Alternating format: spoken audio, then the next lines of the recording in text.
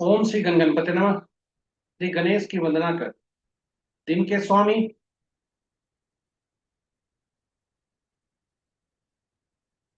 दिन के स्वामी श्री गणेश, मां शारदे, बुद्ध देव की आराधना कर, इष्ट देव का ध्यान धर, गुरुजनों को नमन कर, अभिनंदन करते हैं आपका। वरुण एस्ट्रो द्वारा प्रस्तुत आज के दैनिक पंचांग। यह दैनिक पंचांग नित्य के भांति 5 भागों में प्रस्तुत होता रहा है और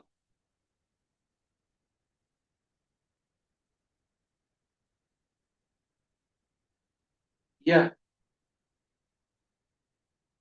इसके पहले भाग का लघु रूप जो आपके सुझावों के अनुरूप है, उसे हम अलग से प्रस्तुति करते रहे। इसमें डेटा जो भी लिए हैं दृक पंचांग से लिए गए हैं, छवि गूगल से ली गई है और यह प्रस्तुति आपको यूट्यूब के माध्यम से हम पहुंचा पा रहे हैं समर्थ। तो चलिए आज के पंचांग में चलते हैं। आज का पंचांग में जाने के पूर्व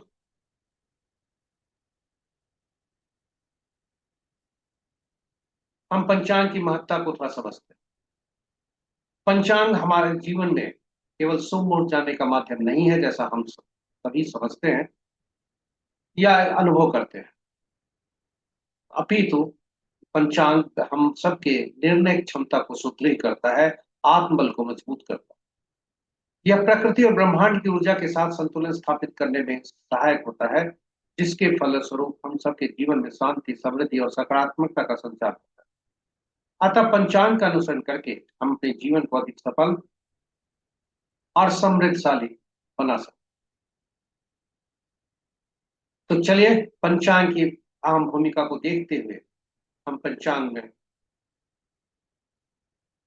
को अनुसरण करें और जीवन में शांति, समृद्धि और सकारात्मकता का संचार सुनिश्चित करते हुए अपने जीवन को अधिक सफल और समृद्ध। तो पंचांग हमारे बहुत ही लिए उपयोगी है और इसलिए इसे साझा करें हम अपने मित्रों, परिजनों और शुभेच्छुओं के संग, ताकि उनके भी जीवन में वे भी जीवन में पंचांग का अनुसरण करके अपने जीवन में शांति, समृद्धि और सकारात्मकता का संचार सुनिश्चित करते हुए जीवन को सफल और समृद्ध बना सकें। और उनके इस प्रयास में हम सब एक। चलिए, जिस तरह से मां शारदे, गणपति बप्पा, बुद्धदेव ज्ञान को फैलाते हैं, सरस्वती बांटने में, आप भी इसे बांटें, साझा करें और अंत में आपसे अनुरोध है कि इस प्रयास को जारी रखें। तो चलिए पंचांग के सूची पर चलते हैं कि पहले भाग में क्या है। तो कुल 5 भागों में दैनिक पंचांग है। पहले भाग में पंचांग मुहूर्त और ग्रहों के गोचर से संबंध रखता है। और इसी का पंचांग और मुहूर्त को लेकर हमने लघु पंचांग को अलग रूप दिया है। दूसरा भाग नक्षत्र से संबंध है, जब नक्षत्र के अनुसार आज का दिन कैसा होगा। और साथ ही साथ यह इसे तारा बलम कहा जाता है। यह नव तारा चक्र पद्धति पर आधारित। यह प्रस्तुति आपके लिए काफी उपयोगी है, क्योंकि केवल इस प्रस्तुति को देखकर आप आज के दिन के बारे में नहीं बल्कि भविष्य के बारे में भी सोच सकते।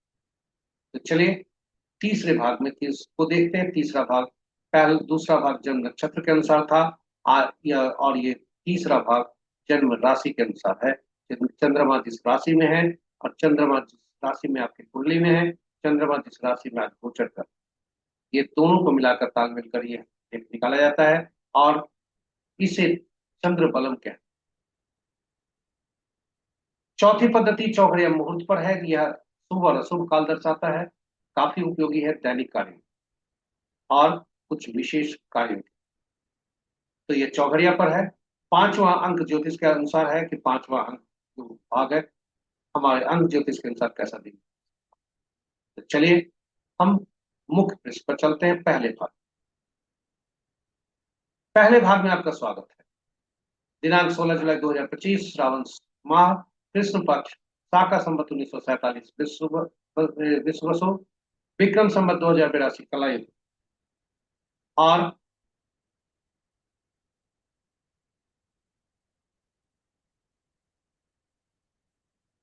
विक्रम संवत 2082 कलायुक्त कलयुग का 5126वां वर्ष।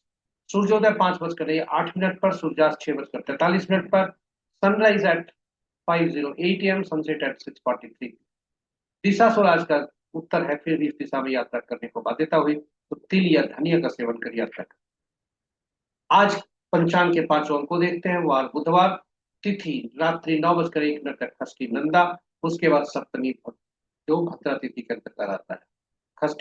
तिथि नंदा तिथि के अंतर्गत आती है और सप्तमी भद्रा तिथि के नक्षत्र तीन भागों में है। 5:46 तक पूर्वा भद्रा, उसके बाद उत्तरा भद्रा और तब रेवती।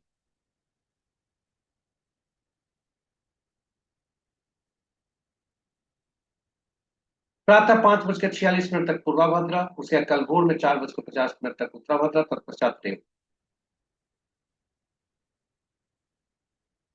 पुनः बता दें, तीन भागों में नक्षत्र। प्रातः 5:46 तक पूर्वा भद्रा, उसके बाद कल भोर में 4:50 तक उत्तरा भद्रा और तब रेवती नक्षत्र। यानी आज तीन नक्षत्रों से चंद्रमा गुजरे। योग दिन के 11:57 तक शोभन, उसके बाद अतिगंठ। करण प्रातः 9:50 तक गर्भ, उसके बाद रात्रि के 9:01 तक बनीच और उसके बाद मिश्री भद्रा। ये रहे पंचांग के पांचों। भोलेनाथ को नमन करते हुए देखते हैं भोलेनाथ आज कहाँ पर वास कर रहे हैं। भोलेनाथ जब तक खष्टी है तब तक वे भोजन पर हैं और तत्पश्चात वे शमशान में है, दोनों अशुभ है। जय भोलेनाथ। महत्वपूर्ण मुहूर्त के शुभ मुहूर्त में देखते हैं। अभिजीत मुहूर्त आज नहीं है। अमृतकाल देर रात्रि मध्य रात्रि 0:13 से 1:46 तक। रवि योग 5:46 से कल भोर में 4:50 तक। विजय मुहूर्त अपरांत 2:11 से 3:05 अपरांत तक। गोधूली विलय संध्या 6:42 से 7:02 संध्या तक। निशिता मुहूर्त देर रात्रि 11:35 से मध्य रात्रि 0:17 तक। ये रहे हमारे शुभ मुहूर्त। रात्रि में किए जाने वाले पूजा पाठ, जब तक साधना, तंत्र मंत्र आदि के लिए निशिता मुहूर्त श्रेष्ठ हुआ करते हैं। अशुभ मुहूर्त में राहु काल दिन के 11:55 से 1:37 तक। गुलिक काल दिन के 10:14 से 11:55 तक। यमगंध 8:32 से 10:14 तक। और वर्ष मुहूर्त अपरांत 3 बजे से 4:32 तक। गंडमुल कल भोर में 4:50 से सूर्योदय तक, उसके पश्चात भी। पंचक प्रातः 5:08 से कल सूर्योदय तक, यानी आज के सूर्योदय से कल के सूर्योदय तक, जिसे अहोरात्रि कहा जाता है। पंचांग आज का पंचक शुभ है। राहु काल सबसे अशुभ अवधि को माना जाता है। इस अवधि में कोई भी नया कार्य आरंभ नहीं किया जाता है। साप्ताहिक कैलेंडर इसका हमने अलग यूट्यूब पर डाला है ताकि आपके लिए उपयोगी हो सके। आप कोई भी साप्ताहिक कार्यक्रम बनाएं, उसे संदर्भित करें, ताकि आपका जो भी आप काम की योजना बना रहे हैं उसमें वह सिद्धि प्राप्त हो और सफलता का नामो निशान नहीं। तो ये रहा हमारे महत्वपूर्ण शुभ और अशुभ मुहूर्त। ग्रहों के आकाशीय स्थिति को देखते हैं तो सूर्य देव आज राशि परिवर्तन करेंगे जब मिथुन से कर्क में आएंगे। चंद्रदेव मीन राशि में ही स्थिर है और शनिदेव बकरी चल रहे हैं। तो इस तरह ग्रहों और राशियों का संबंध को यदि देखा जाए तो मित्र राशि में आज 3 ग्रह हैं, शत्रु राशि में 2 ग्रह हैं, सब राशि में 3 ग्रह हैं और स्व राशि में शुक्रदेव अपनी ही राशि में है, 1 ग्रह है। नक्षत्र इस प्रकार सूर्य की राशि में 2 ग्रह, बृहस्पति की राशि में 2 ग्रह, बुध की राशि में 2 और नक्षत्रों के अनुसार ग्रह को यदि देखा जाए तो मित्र नक्षत्र में 3 ग्रह, शत्रु नक्षत्र में 2 ग्रह, सम नक्षत्र में 2 ग्रह और अपने ही नक्षत्र में क्रमशः बुध देव और शनि देव। इस बृहस्पति और राहु दो ऐसे ग्रह हैं जो आपस में नक्षत्र परिवर्तन कर रहे हैं। केतु और मंगल स्वतंत्र ग्रह हैं क्योंकि इनके नक्षत्र में कोई भी ग्रह नहीं। इस प्रकार बृहस्पति के केतु मंगल स्वतंत्र ग्रह, कोई भी ग्रह नहीं है उनके नक्षत्र में। बृहस्पति देव के नक्षत्र में 3 ग्रह हैं और शेष ग्रहों के नक्षत्र में एक एक ग्रह। तो ये रहे हमारे पहले भाग की प्रस्तुति। जून जुलाई मास का जो यदि हम कैलेंडर देखें तो आज आज 16 जुलाई है और 17:40 पर यानी 5:40 पर संध्या पर सूर्यदेव राशि परिवर्तन करेंगे, जब वह कर्क राशि यानी खुद अपनी अग्नि ग्रह है और वो जलीय राशि में चंद्रमा की राशि में प्रवेश करेंगे। बुधदेव 19 जुलाई से अस्त होंगे, शनिदेव वक्री हो चुके हैं 18 जुलाई से, यानी सूर्यदेव से बुधदेव अस्त भी रहेंगे और वक्री भी रहेंगे। ये 18 जुलाई से ये वक्री होंगे और 19 जुलाई तक 19 जुलाई से अस्त होंगे और ये दोनों बुधदेव का 11 अगस्त को समाप्त होगा। तो इस अवधि में थोड़ी IQ प्रॉब्लम हो सकती है, इसलिए थोड़ा सावधान रहें। इन शब्दों के साथ हम आपको ले चलते हैं दूसरे भाग में।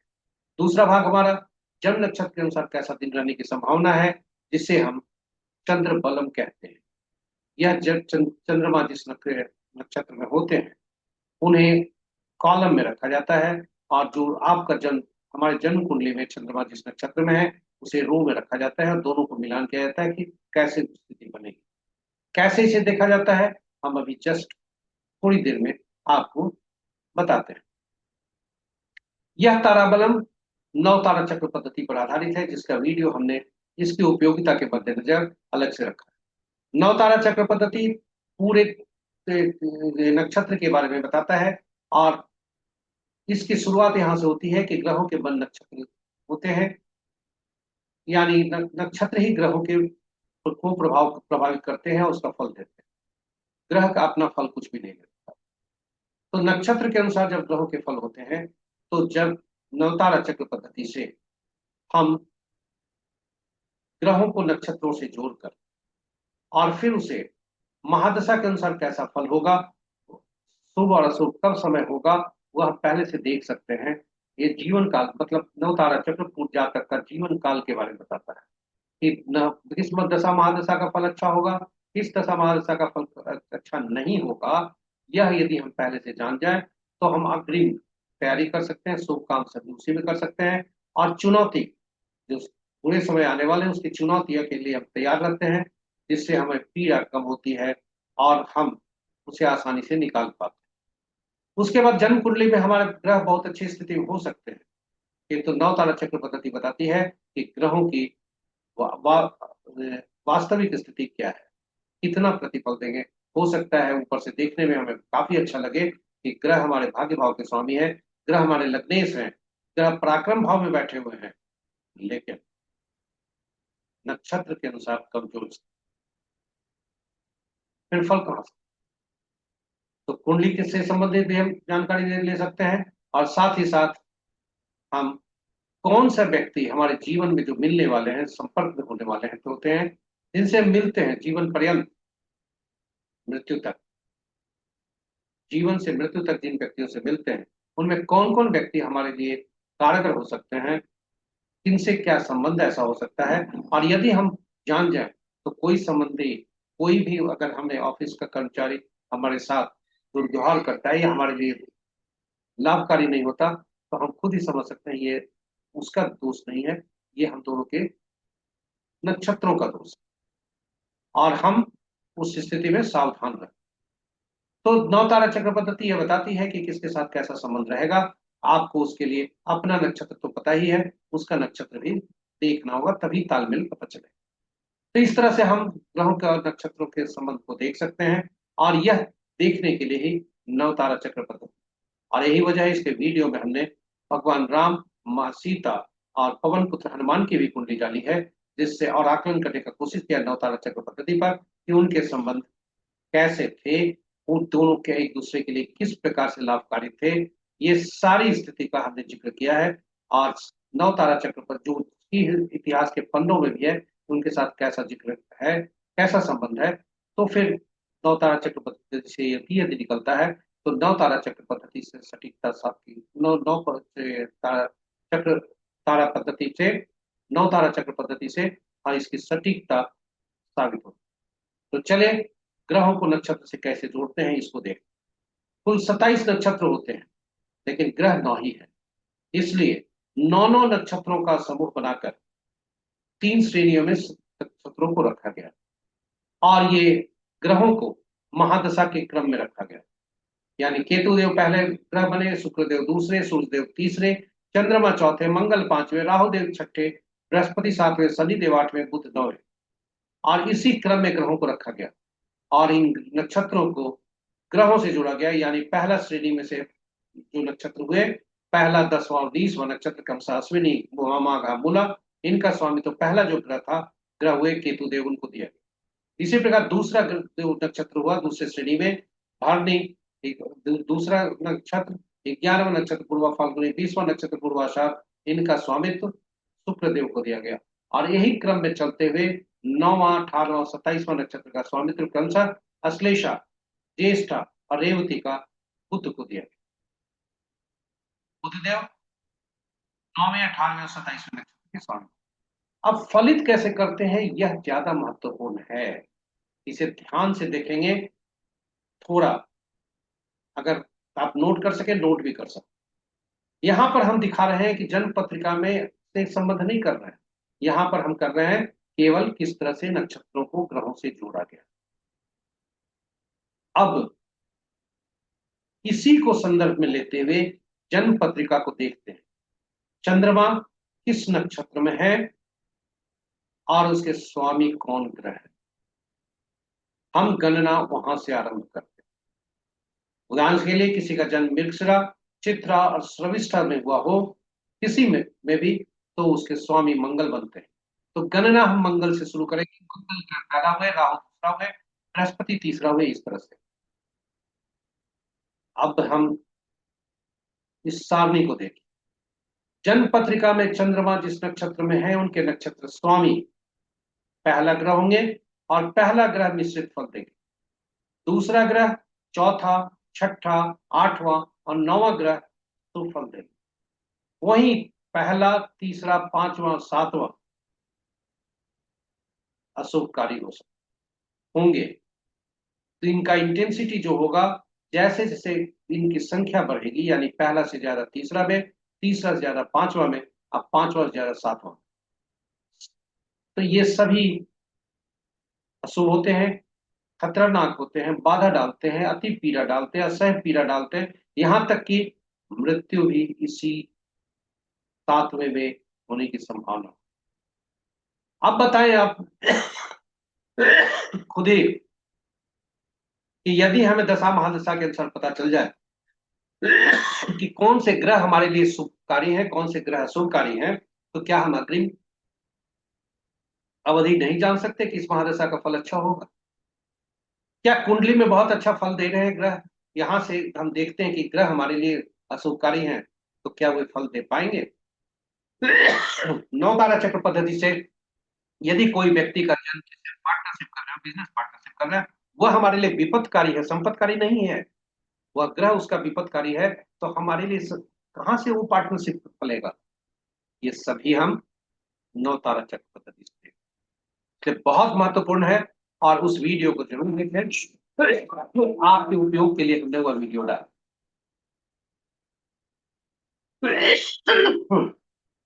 तो यह नौ तारा चक्र पद्धति। चलिए अब चंद्रमा के परिप्रेक्ष्य में देखते हैं कि चंद्रमा आज क्या फल दे रहा है। तो आज चंद्रमा तीन तीन नक्षत्रों में गोचर कर रहे हैं।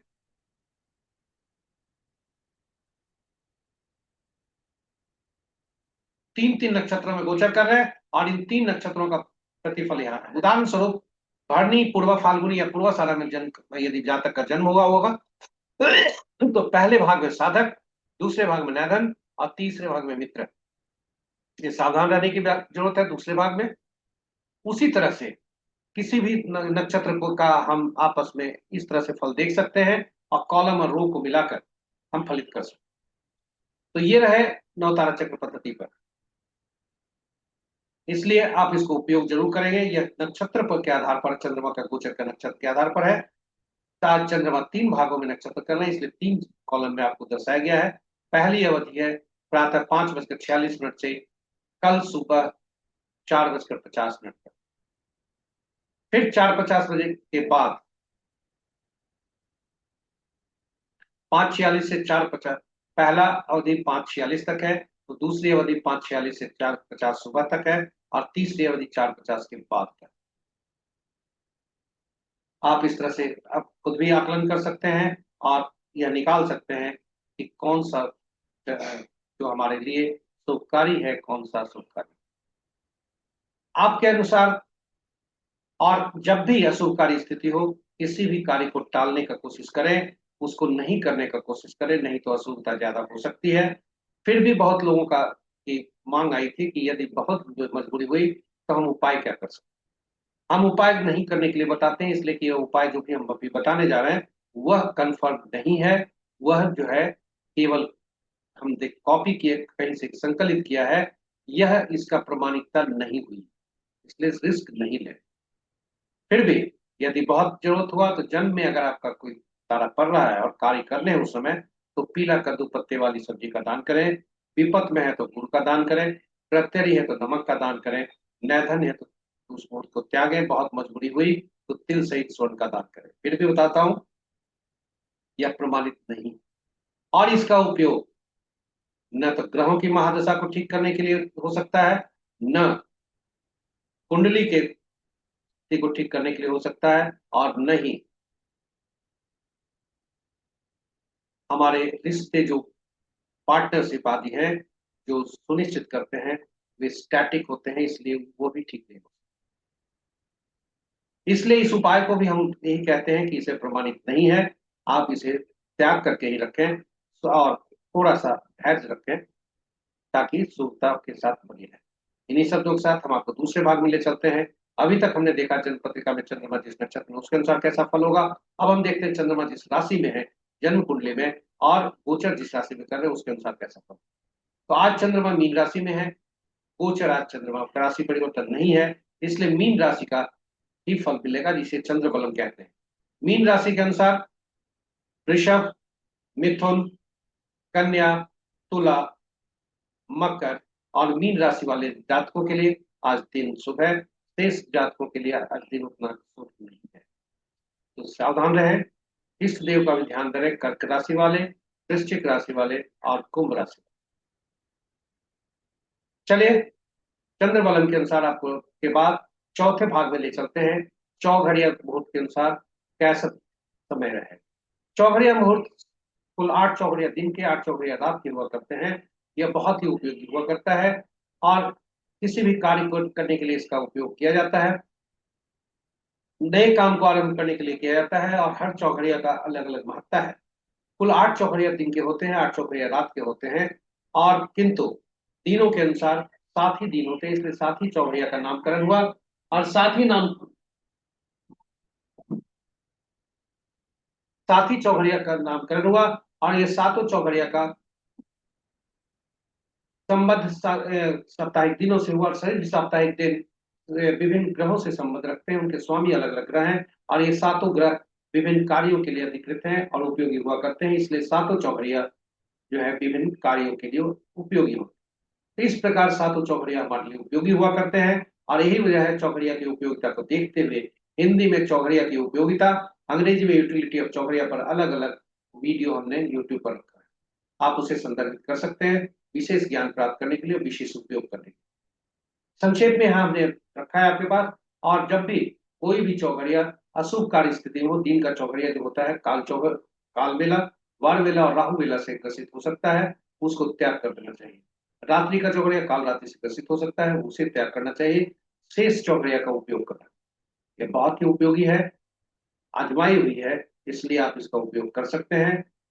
तो आज का चौघड़िया देख, आज का चौघड़िया दिन चूंकि बुधवार है इसलिए लाभ चौघड़िया से आरंभ होता है और लाभ चौघड़िया से ही समाप्त। क्योंकि 7 ही चौघड़िया का नामकरण है, इसलिए 8वां चौघड़िया जो आरंभ का चौघड़िया होता है, आदि का जो चौघड़िया होता है वही अंत का चौघड़िया वो करता है।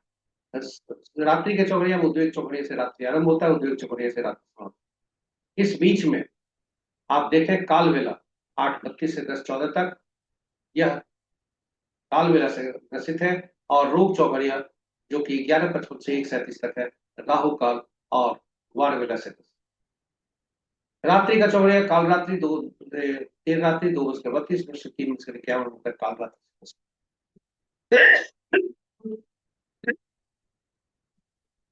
तो इससे यह ग्रसित है। इसलिए इसको त्याग कर देना चाहिए। शेष चौघड़िया का हम उपयोग कर सकते हैं। अमृत चौघड़िया सभी कार्यों के लिए उपयुक्त होता है, द बेस्ट होता है। चलिए, अब हम आपको अगली प्रस्तुति में ले चलते हैं, जो अंक ज्योतिष के अनुसार कैसा दिन रहने की संभावना है। अंक ज्योतिष के अनुसार, अंक ज्योतिष हमारे लिए बहुत ही कार्यकारी है, क्योंकि हमारा जन्म अंकों के से ही अंक लेकर हम जन्म लेते हैं, जो ईश्वर द्वारा प्रदत्त होता है, और मृत्यु तक हम अंक का सामना करते हैं। और अंक हमारे साथ हमेशा टकराता है, हमेशा हमारे सामने आता है। कुछ अंक हमारे लिए शुभ होते हैं, कुछ अशुभ होते हैं। ये सब कुछ हमारे जन्म तिथि, जन्म माह, वर्ष आदि पर निर्भर करता है। जन्म तिथि का योग, तो यहाँ पर हम बता दें कि अंक ज्योतिष एकल अंक पर काम करता है, जो कि 1 से 9 अंक होते हैं। पांचवा अंक जो होता है मध्यम अंक है, जो कि बैलेंस अंक जिसे बोला जाता है। सभी अंकों को बैलेंस करते हैं, इसकी कहीं से किसी से दुश्मनी नहीं होती। यह कोशिश होता है कि या तो तटस्थ रहे या शुभकारी। ये सभी अंक के स्वामी अलग अलग हैं। सूर्य, चंद्र, बृहस्पति, राहु, बुध, शुक्र, केतु, शनि और मंगल, ये सारे ग्रह इनके स्वामी हैं। साथ ही साथ जो प्रदर्शित नहीं हो पाई, क्षमा प्रार्थी हो। सभी ग्रहों के अंकों के सम्राट साम्राज्य में उनका अलग अलग नाम है। सूर्य को राजा बोला जाता है, चंद्रमा को रानी, बृहस्पति को राजगुरु, राहु को नियम तोड़ने वाला, बुध को राजकुमार, शुक्र को मंत्री, केतु को स्पिरिचुअल गुरु, धार्मिक गुरु, शनि को जो होता है अधीनस्थ कर्मचारी, कर्म कर्मी हुए वो, और न्यायालय, मंगल सेना और डॉक्टर। तो ये रहे अंकों के साम्राज्य का। हमारे जन्म तिथि में जब जन्म तिथि को योग करते हैं, तो हमें मूलांक, भाग्यांक और एंजल नंबर मिलता है, जिसे कुआं भी बोला जाता है। यह स्टैटिक होता है, ये काफी उपयोगी होता है, और इसी के इर्द गिर्द पूरा अंक ज्योतिष घूमता है। अब हम कुछ जन्म तिथि के बाद जो ईश्वर द्वारा प्रदत्त हुआ, हम कुछ अपने कर्मों से अंकों को जोड़ते हैं। और पहला कर्म होता है नाम का, वह शब्द होता है। और शब्द हमें विभिन्न रूप में भी मिल सकते हैं। उदाहरण स्वरूप नाम के रूप में, गाड़ी की संख्या में, मकान की संख्या में, मकान नंबर, सीट, जिस शहर में हम रहते हैं वह शहर आदि। तो जो भी शब्द हमें मिलते हैं, उनपे में प्रयुक्त हुए अक्षरों का अंकीय मूल्य होता है। उन शब्दों को हम अंकों में परिवर्तित कर लेते हैं, और फिर उसे जोड़कर एक अंक पर परिवर्तित करते हैं। और ये याद रहे कि जन्म तिथि का जो योग होता है दिनांक का, उसे मूलांक कहते हैं। जन्म तिथि, वर्ष और माह को जोड़ते हैं तो भाग्यांक होता है। कंडक्टर कहते हैं। तो ड्राइवर और कंडक्टर में आपस में तालमेल नाम का होना अत्यावश्यक, क्योंकि नाम सबसे ज्यादा एनर्जी देती है। उसके बाद दूसरा एनर्जी अगर कोई देता है तो मोबाइल नंबर देता है आज के युग, क्योंकि यह बराबर यूज हम लोग प्रयोग में लाते हैं। कुछ लोग तो एक से ज्यादा मोबाइल रखते हैं, वह सभी उनके लिए अच्छे बुरे परिणाम देते हैं। तो उदाहरण स्वरूप हमने एक रखा है अंकों का, कैसे शब्दों को अंकों में बदला, और इस तरह से उसके न्यूमेरिकल वैल्यू जो हुए उसे हम गणना में लेते हैं। तो ये रहे हमारे अंकों के बारे में। अब आज के अंकों के अनुसार शुभता कैसी, हम यहाँ बता दें कि इससे कहीं थोड़ा विस्तार से हमने अंग्रेजी से है, उसका संदर्भित करना चाहें तो संदर्भ कर सकते। समय अभाव के कारण हम यहाँ इस वीडियो को और ज्यादा लंबा नहीं कर सकते, क्योंकि सुझाव ऐसा आया है कि थोड़ा वीडियो को छोटा कर दें। तो चलिए आज की शुभता देखते हैं। आज का मूलांक, आज 16 जुलाई 2025 है। आज का मूलांक 5 7 है, भाग्यांक 5। और 5 अंक जैसा हमने पहले भी कहा था, किसी से ना ही किसी से दोस्ती, ना ही किसी से दुश्मनी। यानी इनके जो दोस्ती है कुछ अंकों से है, और मित्रता सभी अंकों से है वैसे, और तटस्थता एकमात्र अंक से, किसी से भी शत्रुता नहीं। तो एक मूलांक वाले जिनका 1 10 19 28 को जन्म हुआ, 2 मूलांक वाले 2 11 20 29 को जन्म हुआ, 3 मूलांक वाले 3 12 21 30 को जन्म हुआ, 4 मूलांक वाले 4 13 22 31 को जन्म हुआ, 5 मूलांक वाले 5 14 23 को जन्म हुआ, 6, 15, 24 मूलांक वाले है, तिथि को जन्म हुआ 6 मूलांक वाले का, 7, 16, 25 को जन्म हुआ 7 मूलांक वाले का, 8, 16, 17, 26 जन्म हुआ 8 मूलांक वाले का, और 9 मूलांक वाले का 9, 18, 27 को जन्म हुआ, सभी के लिए अच्छे दिन। 9, 18, 27 तारीख को 9 मूलांक वाले के लिए 9 और 7, 5 का संबंध तटस्थता का है, इसलिए इनमें जो है आज साधारण होने की संभावना है। 7 और 5 का संबंध आपस में जो ऊपर में दिखाया गया है, मूलांक और भाग्यांक आज का जो है तिथि के अनुसार, तो ये ऐसा जिस जातक का भी है उनके लिए कोई घबराने की बात नहीं, उनका मूलांक बहुत अच्छा है। किंतु ये सुनिश्चित करें कि उनका जो नाम न संख्या हो वह 9 पर नहीं जाए, कोशिश करें उसे 5 पर रखने का या 4 पर रखने का। वैसे 5 और 6 को ज्यादा सलाह दिया जाता है, 1 पर भी रखने को सलाह दिया जाता है। 1, 5, 6 का नामांक होता है वो अच्छा होता है, क्योंकि 5 क्या आपका भाग्यांक बन रहा है, कंडक्टर मिल रहा है, इसलिए आप जो है नाम कोई भी रख सकते हैं चलेगा, लेकिन यदि 1, 5, 6 पे रखें तो बेहतर है, बशर्ते कि वह संख्या आप पर 2 बार से ज्यादा जल्दी में नहीं आ रही, क्योंकि रिपीटिंग नंबर ज्यादा 1, 2 बार से आने पर संभावना अच्छा नहीं हो, शुभ नहीं माने, उसके कुछ प्रभाव होते हैं। तो चलिए आज इतना ही, कल पुनः हम नई परिस्थिति के साथ उपस्थित होंगे। यदि आप पहली बार हम आपको धन्यवाद देते हैं, आप हमारे साथ बने रहें। यदि आप प्रस्तुति को पहली बार देख रहे हैं तो हमारे चैनल को सब्सक्राइब जरूर करें, नोटिफिकेशन बटन को दबा लें, और साथ ही साथ साझा करें अपने मित्रों, परिजनों और शुभेच्छुओं के संग, ताकि वे भी पंचांग का अनुसरण करके, नक्षत्रों का अध्ययन करके, नक्षत्रों का फल लेकर, राशि के अनुसार फल देखकर, चौघड़िया के मुहूर्त को उपयोग कर और अंक ज्योतिष को समझकर अपने जीवन में शुभता की शुभता लाए। इन्हीं शब्दों के साथ हम आपसे विदा लेते हैं। कल पुनः नई प्रस्तुति के साथ आपके उपलक्ष होंगे। गलतियों के लिए क्षमा प्रार्थी हूँ। कल के लिए हम आपसे मिलेंगे। इस बीच में यदि आप फीडबैक दे सकें, सुझाव दे सकें तो बेहतर होगा, क्योंकि हम उससे प्रस्तुति को और बेहतर बनाने में सफल होते हैं। तो चलिए, कुछ अस्वस्थता के कारण हम थोड़ा वीडियो को ज्यादा लंबा नहीं कर पाए, या वीडियो ठीक से, मेरी आवाज में कहीं कुछ समस्या होगी, इसके लिए क्षमा प्रार्थी। फिर भी मेहनत आपका जो फीडबैक होता है वो हमें उत्साहित करता है कि अस्वस्थता की स्थिति में भी 3 से 4 घंटे प्रयास कर आपके डेटा को तैयार करूं और फिर आप तक आऊं। इन्हीं शब्दों के साथ हम विदा लेते हैं। धन्यवाद। माँ गणेश भगवान की, बुद्ध देव की और माँ शारदे की असीम कृपा पर बनी रहे। इस शब्दों के साथ विदा लेते हैं। जय बुद्ध देव, जय गणेश, जय माँ शारदा।